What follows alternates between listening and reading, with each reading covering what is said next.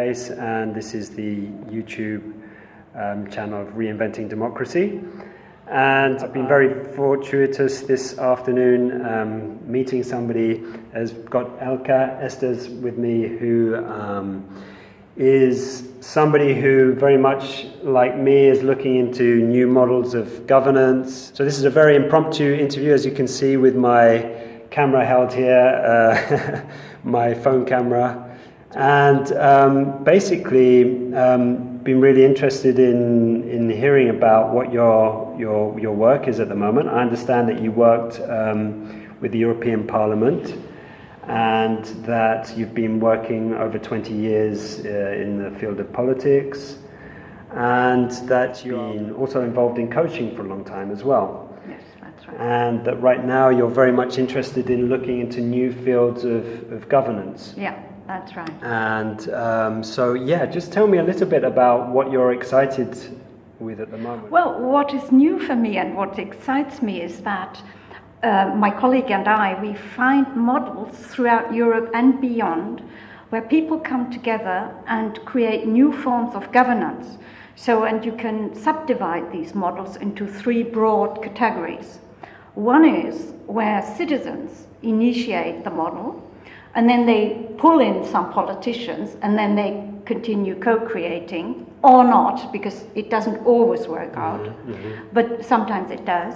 The second category is where citizens go in, create something, and remain amongst themselves and create their citizens-run political model, governance model. And the third is actually where traditional politicians who realize that they have to bring in more people, why should all the burden rest on their shoulders, bring in citizens, and then they co-create things together. And I'm so excited because it's not only a different way of doing politics, it's also a way of doing things differently, because they think differently, they are happy to change their perceptions in order to make the new governance models work.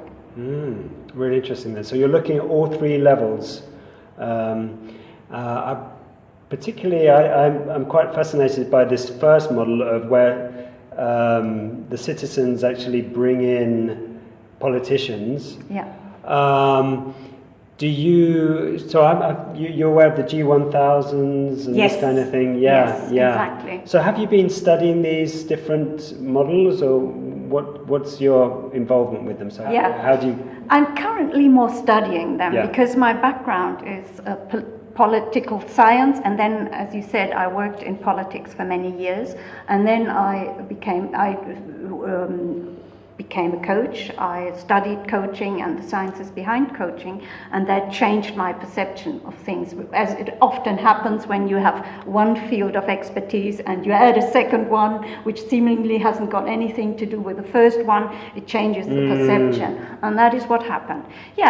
Coming back to the first model type of, let's say, it's not a first model but a category of models where citizens start, and we've seen that in Iceland, in Europe for the first time, where people said, well, why should politicians be on their own? Look what happened after the breakdown of the Lehman Brothers. Our country went down the drain. And actually, I have a friend in Iceland, and she is a group facilitator, and she told me what happened. She was actually fishing with her friends, and they had their mobile phones on them, and they were listening to the news, and they heard our country is bankrupt, and they were wondering what's going to happen. Will we still be able to go shopping, or will our credit cards be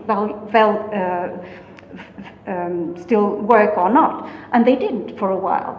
So she told her children, you know what, we are approaching Christmas, and there won't be any presents. We will record a song for Granny and Grandpa, and we will send them an MP3 song via email. So they had to cope with it. And she told me we had to reinvent ourselves. And she was actually one of the facilitators, where the people came together and created a summit of 1,000. And they actually achieved to have a group of citizens co-create the new constitution. because they never yes. had their own constitution, they had a Danish yes. form of constitution. However, after the next election, a new party came in and wiped it off the table. So that must be very frustrating for citizens, of course, and it also tells you something about the limits of our current political party system, which is 200 years old. Now, there is another model where citizens started and pulled in politicians. It is a small town near Munich, where I live, and it's called Grafing. And the creator of it is a young lady, and she said, I moved there with my family, young people, young children, and my husband. I didn't know anyone. And then I heard about this concept of transition town on radio. And I thought, well, I want to create a town of the future. And she did not know how to go about it, but she thought, I see whether there are some organizations in this little town, and maybe I find something. She found an organization. It's something like talent research, or talent exchange, where she thought, well, maybe some like-minded people are there, and I can connect with them. And she found a second person there. So there were already two ladies who said, we are going to transform this town. Then they went to see the mayor of town and said, we have a dream, we want to change this town and make it a city of the future. And the mayor said, oh, we are far from it. However, they did not give up. There was already some activity in terms of sustainability, but they created more. And now they have all forms of sustainable ways of living, of organizations, like something starting with a traditional repair cafe to they have a payment system where they can actually dedicate part of whatever they pay at a service provider or at a shop. They can say, I dedicate 2% of what I pay here to a specific organization in our town. They also have a cinema which shows constructive films, for instance. And if you say, well, I want to support them, so you go to your local organic food shop and you say, my 2% go to that cinema. And in addition to that, 1% of what you pay goes to a parliament. They call it a citizens' parliament, and they convene once a year.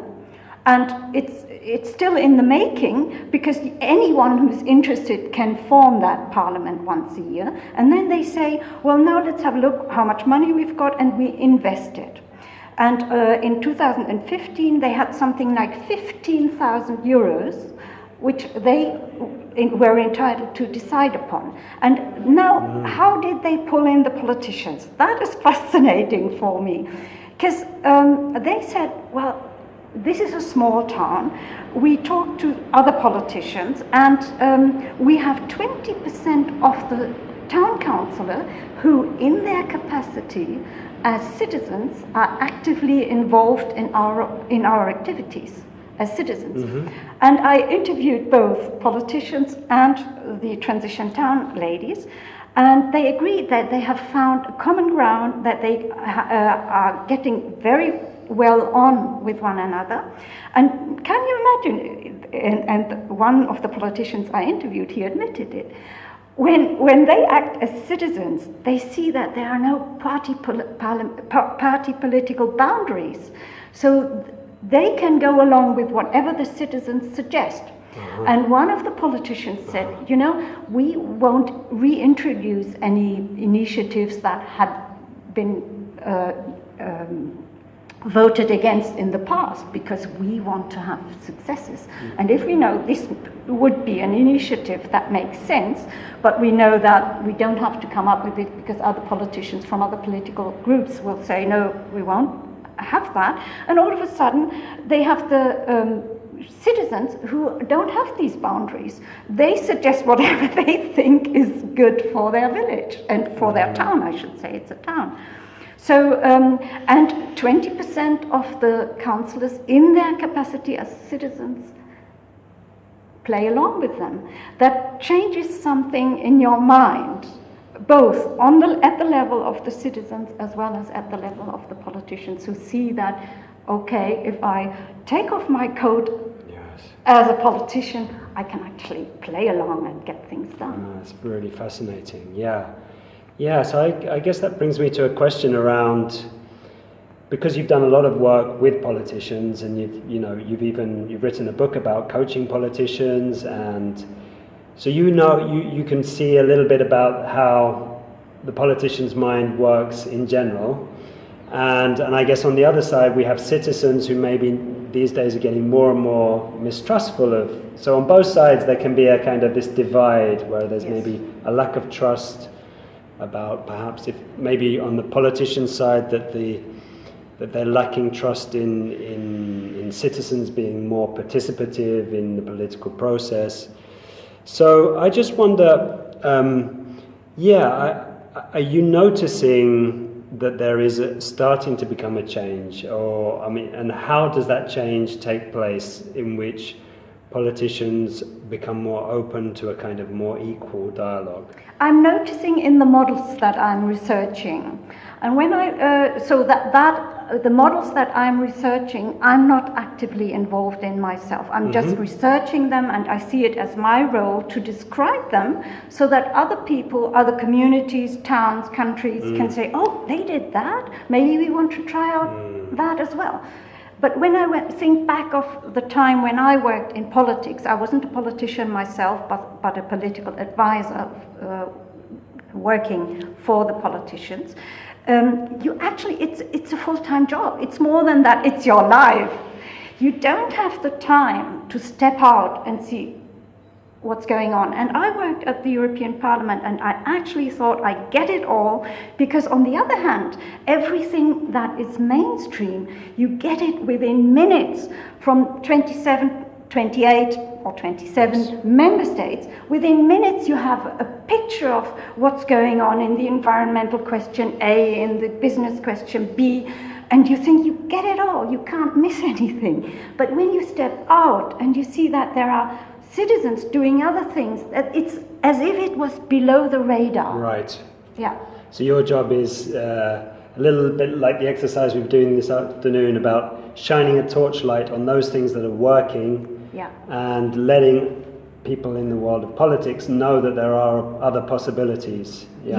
Because ideally they would cooperate, like at the local level that I described earlier in Grafing near Munich. They would cooperate with the citizens, because there are so many politicians who are doing really great work and who mean so, doing well, and who put all their heart into their work. I mean, I'm in awe with many of them. And at the same time, there are some who feel uncomfortable, who get the sense that outside the people don't understand us, and also this inside-outside. I mean, I'm from a country where we had Chancellor Helmut Kohl many years back, and it's so funny, he used to say, the people out there in the country.